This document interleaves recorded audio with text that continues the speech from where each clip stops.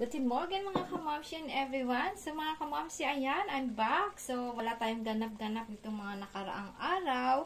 So today mga kamamsi, busy tayo sa kusina kasi magluluto ako today ng siopaw. Mga kamamsi, siopaw. So ayan na po yung ating peeling ng ating chicken asado. So almost na po yung done. And maglagay na tayo syempre yung ating highlights nito, yung ating cornstarch, yung magpapasarap. So, ayan. And after nyan, syempre, mekos-mekos natin ng mabuti. And, low heat na lang tayo mga kamamshi nito. And, so, ganyan lang. So, ayan mga kamamshi. Almost done na po ito. Ganitong texture is okay na po.